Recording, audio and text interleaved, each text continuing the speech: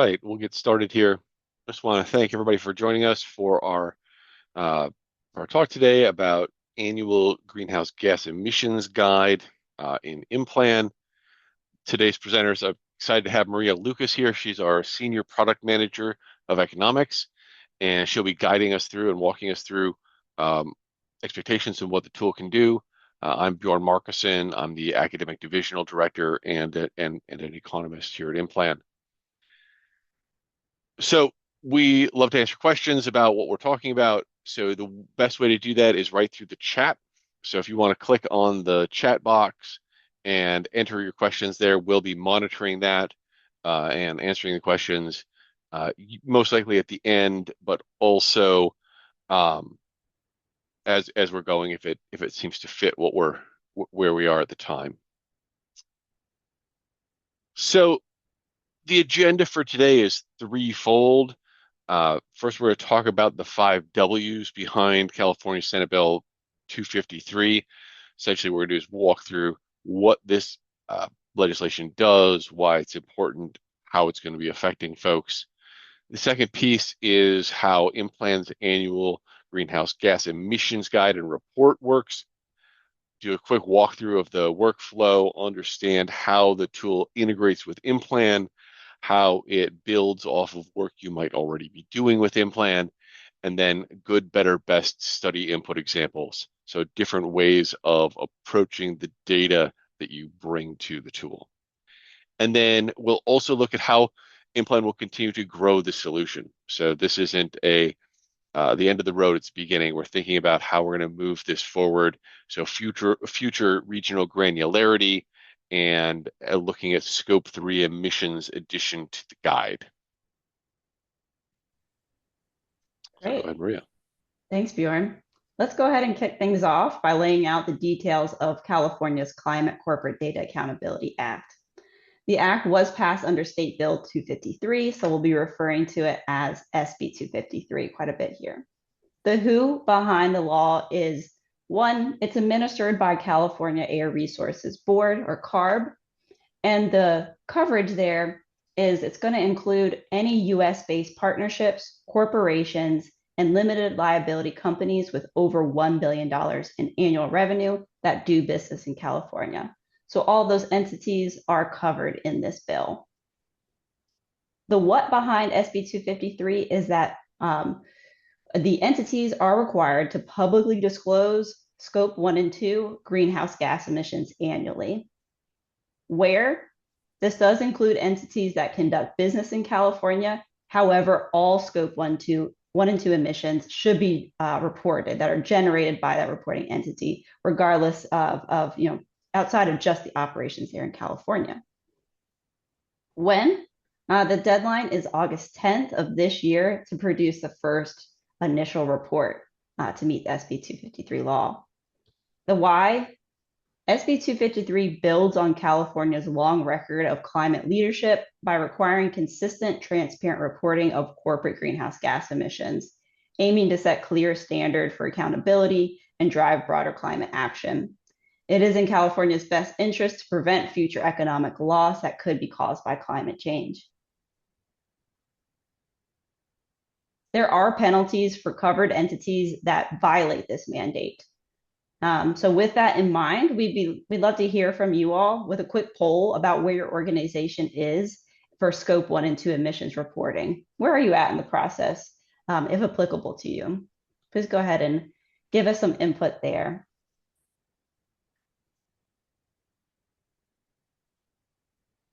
The penalty imposed on violators can be up to $500,000. There will be considerations made when imposing penalties, including past and present compliance, and whether the violator took good faith measures to comply and when. So if your organization is required to meet SB 253, it's important to make an effort to prepare a report to the best of your organization's ability.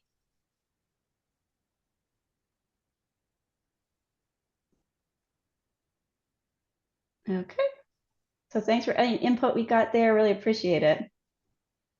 Let's take a look at a hypothetical example using Fertilize America, a make-believe fertilizer producer. They do most of their business in California, but they also operate in several other states. And we need to include those operations in our annual Scope 1 and 2 report for Fertilize America, because again, it includes not only the business they do in California, but all of their business. The data we have is output. The mandate requires reporting of emissions associated with production during the fiscal year that's being reported. Output is simply the value of that production. So that's all we need to get started. For simplicity in this example, we're using states as our regions. You can choose between states, counties, or congressional districts when using the IMPLAN annual greenhouse gas emissions guide.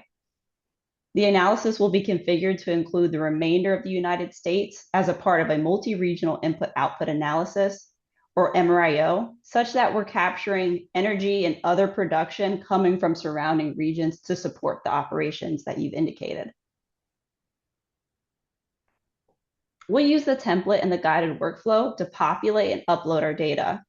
The selected regions will be available to choose from, as you see here, from within the template.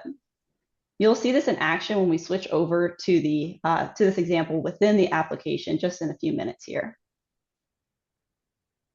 With just that output data, IMPLAN will estimate Scope 1 and 2 emissions for each operations that you've included. From here, I can simply click Next down here at the bottom right if I want to proceed and not make any modifications to IMPLAN's estimates and go ahead and run my Scope 1 and 2 emissions report for Fertilize America. And so the generated report after running the analysis includes a grand total metric of Scope 1 and 2 CO2 equivalents associated with the reporting entity for the year 2028. And then these figures are required to be published publicly by the reporting entity, and that report expands on details about each location for transparency. So in other words, we'll see here broken total effects and then also emissions for California operations, New York operations, the other specific level of operations that are being modeled. And with that, we're going to ask a quick question about the preferred export file type.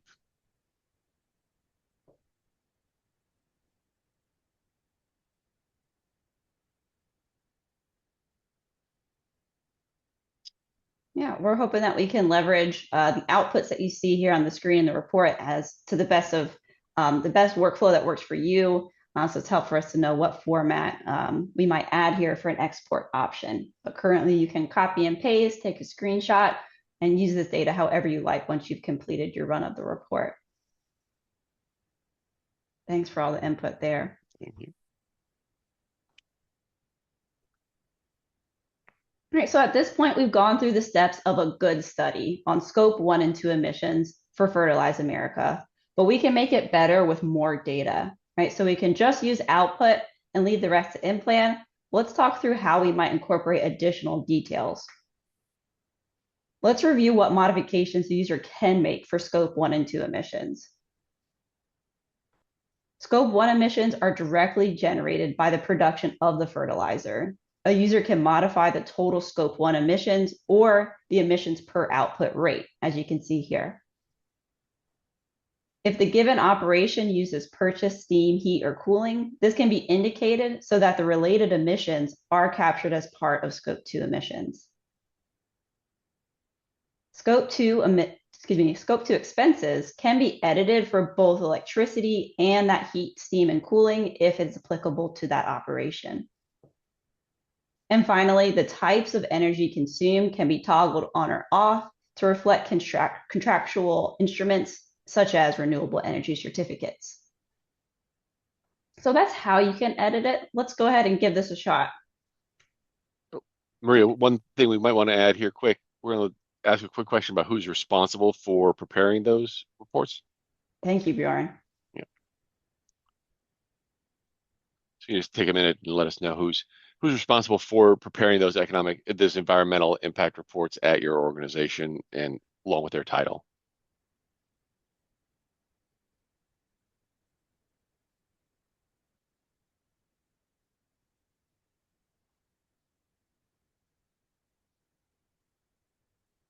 Awesome. Thank you for that. All right, so we'll incorporate a couple extra pieces of data that we have about the California operations for Fertilize America. So in our scenario, we had operations in several places, but as you can imagine, in California, they have had pre-existing mandates around caps on emissions and things like that. So for Fertilize America, they've already spent a lot of time on efficiencies for their California operations and tracking that data. So we're going to make use of that here and make the study better. So the first component we'll incorporate is total scope 1 emissions. For California, there is 1.8 million metric tons of CO2 equivalents produced for the fiscal year. They have purchased heat and steam for their operations, and they also purchased renewable energy certificates. So you can see here, once I reached that page where it gave me a breakdown of each operations, I've gone ahead and expanded the operations for California and started to integrate this data. Here, I've updated the California operations where we have scope 1 reflecting the 1.8 million metric tons of CO2 equivalents that are directly generated by the fertilizer production in California. Previously, this emissions rate was about 1.51. So this change brought that emissions rate down a little bit. The heat, steam, and cooling checkbox is checked to indicate the purchase of heat and steam at this operations. And then for the toggles, you can see that the government utilities down at the bottom and fossil fuels have been toggled off, so that scope 2 emissions are calculated for California to account for the purchase of renewable energy certificates. Their energy consumption, because of those certificates, is going to reflect a portfolio of just renewable energy, which are the ones that I've left toggled on.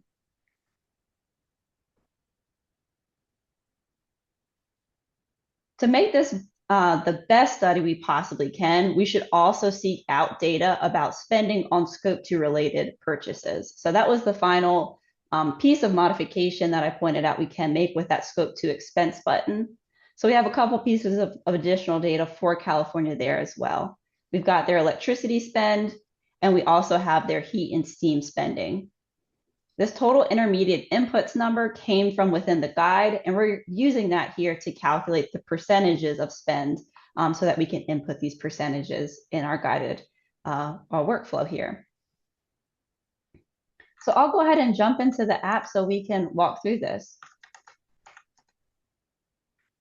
So the annual greenhouse gas emissions guide that I've been kind of showing you screenshots throughout, and we've been chatting through, it's located right here on your IMPLAN dashboard under guides as the very first guide. So you can click on that, find some details that give us an overview about the methodology, links out to some additional methodology, gives you some information about the data you need and the data you can provide. We'll click continue. And this is where we can select those regions. We know that we're working with California, North Carolina, New York, Texas, and Utah. Those are the places where Fertilize America does have operations in our hypothetical use case here. We'll click next. If you want to go through and pick the industries and provide the data about each operation inside the workflow, you can choose this configure manually option. But for today, we're going to use the template to kind of show you the simple, somewhat accelerated process here. So we can just populate that data in Excel like I've done. So here is the Excel file that it will produce. As you can see here, the regions are a drop-down menu. So this is the Excel file that you'll get when you click download template. And I've simply populated this with our information. So I've simply added the name of each operation. The industry code is 159 for fertilizer production. And then I've included my output in each of those operations. So back in the guided workflow, I can choose to upload and select that file, GHG impact event template, and hit upload. Here's each of those operations. I'll select them all and import them. I am reporting for the fiscal year 2026, so I'll hit next. And here are each of those operations. And like we mentioned earlier, if you're in a situation where you don't have additional details about scope 1 and 2, IMPLAN will estimate them for you, and you can simply click next and run your analysis. Here, we're going to go through and make our changes to California based on the data we have. So for our total scope 1, we are going to put the 1.8 million. We're going to check the heat, steam, and cooling box because that does apply to this operations. We'll deselect fossil fuels as well as the government-related utilities. And we will click Edit Scope 2 Expenses. Because I have checked the heat, steam, cooling box, I will see that as a Scope 2 expense here, and I can make changes to my percentages. So here I had 3.5, which is a bit of a bump down. So our California operations is using a little bit less electricity than the industry average. And for heat, steam, and cooling, they're using a little bit more than the average at 0.04%. Here's where I found that total intermediate inputs value to calculate those percentages. And so now we can see our annual spend amounts are reflected there as well. I'll click Save. And I've now entered all the data I want, and I can click Next. I'll get an overview of those operations, and now I can give my project a name and click Save. That will run the analysis and produce the final report that you see here. So as Bjorn walked through, we've got the total overarching scope 1 and 2 emissions associated with the entirety of Fertilize America, which includes California, New York, North Carolina, Texas, and Utah. You can see here we have IMPLAN calculated values mentioned for all of our other operations except for California, where you'll see the user edited values are mentioned. So for scope 1, you'll see scope 1 emissions are based on a modified carbon intensity that differs from the industry average. And for scope 2, we'll see all of the edits we made mentioned here as well. So scope 2 purchases have been modified at a rate that differs from the industry average.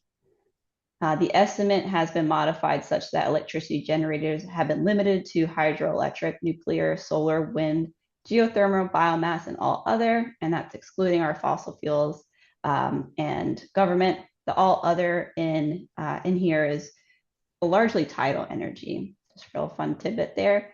And then the last thing it mentions is that emissions from steam, heat, and cooling used at this location are also accounted for.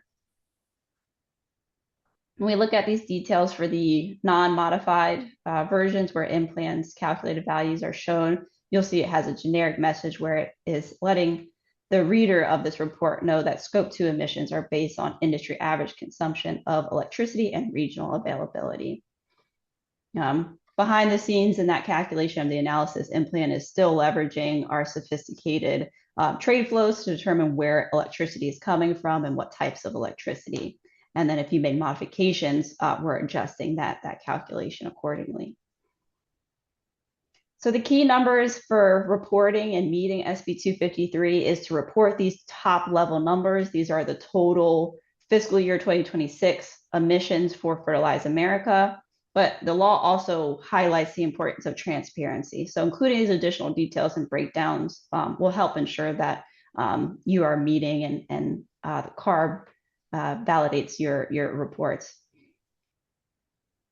So these numbers up here, you can see, earlier we showed a screenshot of our report prior to making any estimates. Scope 1 emissions in that case was about 2.5 million metric tons of CO2 equivalents. It's now gone down to about 2.37 since we bumped down the carbon intensity for California by a bit. And then for scope 2, this actually went down, well, it was about cut in half from the modifications we made to scope 2 emissions by turning off the energy types that rely on potentially non-renewable fuel.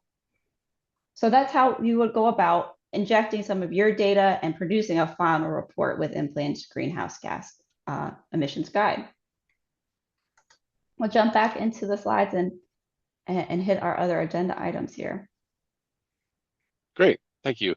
So when we're looking more broadly and then looking forward, looking at what we're seeing across the spectrum as far as where this type of reporting is being required, So we've got California with scope one and two this year, with scope three scheduled for 2027, and that's for corporations over $1 billion in annual revenue.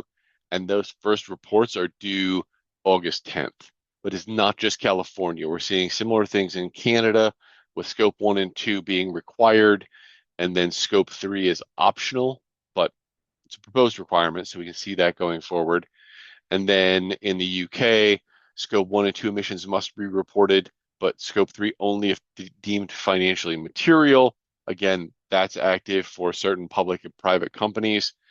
And then in the EU more broadly, we're looking at scope one, two, and three are actively being required for large companies that meet at least two of the following three criteria: more than 250 employees, net revenue of greater than or equal to 50 million euros, or total assets of greater than 35 million euros. And then also China is seeing scope one and two as required, with scope three encouraged, but not necessarily required. And this is was first mandatory reports were for 2025 that were required to be completed in April of 2026, so already active and rolling. And that has to do with being listed on a number of stock exchanges or indexes. And then upcoming US based mandates. So we expected California to lead a broader movement. That's been validated. So New York Senate bill passed an act modeled after SB 253. And so we're expecting to see that moving forward in New York State as well as additional states going forward. Great. Thanks, Bjorn. All right, so coming here to the end of our content, we want to talk a little bit about the future expansions that we may introduce to this guide. The first one being somewhat of a ticking clock on when we'll need to incorporate this, since as you just heard Bjorn mention, the SB 253 law will require scope 3 emissions to be included in reporting starting next year. In order to capture scope 3 emissions, we need to layer in a couple other pieces of data. So we'll need to look at supply chain emissions upstream and downstream. IMPLAN has recently introduced forward linkages, and so that is how we're able to now look at downstream effects in IMPLAN. So we have some infrastructure set up for us to be able to look at upstream and downstream supply chain emissions. And then we'll look to add in emissions related to employee commuting and business travel, as well as capital. So these are really key elements of scope 3 emissions, as well as end of life of products. So we'll be starting to get into that towards the second, to the later half of this year that we're already approaching here. And then the second element that's more of a exploratory process on how we'll incorporate this data is looking at granularity in our carbon intensity to add regionality. So we have data for regional emissions, and we're looking to better understand how we can leverage that, surface that to users. So look to see that improvement in the future. We don't have quite a timeline there yet, but we're excited to hear your insight on that, so that can help determine our timeline on when we might introduce that. So we've got one more poll here for y'all to find out how much of a need you have for regional emissions.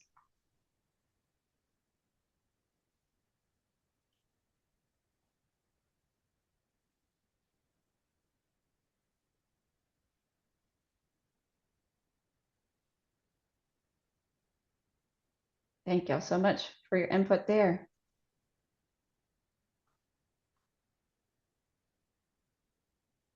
All right. So as we let folks kind of finish up that poll, if we do have any questions, feel free to enter that into the chat. We may also be able to take live questions if time permits.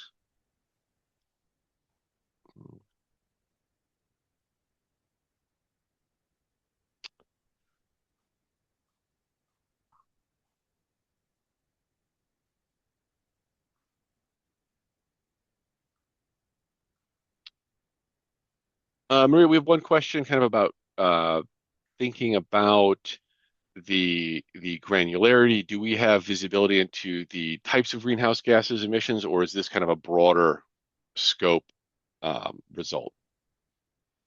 Great question. So the we have data in IMPLAN in our environmental data outside of the guide that does break down these emissions down to the type. So what we're doing in order to calculate that overarching CO2 equivalent at the end of your report is we're taking data for each greenhouse gas type and we're converting that into CO2 equivalents based on a global warming potential over 100 years. So we have that data. We are currently just letting you modify the overall scope 1 carbon intensity rate. But if you have interest in making changes per greenhouse gas type, that is improvements that we can definitely consider if you have a need for that. So please let us know kind of what's most helpful to your workflow, because we do have that data, but it is rolled up for simplicity in the guide.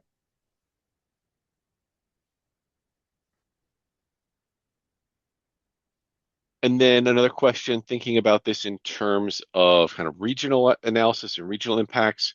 What you showed was individual states. Is there capacity to do MRIO on this, or is that something we're looking at in the future? Yes, when you go through the guided workflow, it will automatically run an MRIO analysis for you. So if you pick counties instead of states or congressional districts instead of states, which are both possible in the guide, as opposed to states like I did, what IMPLAN will do is it will build the remainder of that state as a region, as a combined regions of all the remaining counties. If you pick counties, the remaining congressional districts, if that's the way you went. So it'll create that rest of state region, and then it will include all the remaining states in the U.S. So it will, in your report, you'll see emissions that were generated anywhere in the United States, regardless of where you indicated those operations happening. And that's by design to make sure we're hitting the greenhouse gas protocol and capturing all emissions. Excellent. Any other questions? All right. So kind of moving forward for additional resources, if you have a question that comes up after this, feel free to reach out to us, but also take a look at the support articles on our website, support.implan.com, and then our latest blog on exactly this topic, which is blog.implan.com/emissions.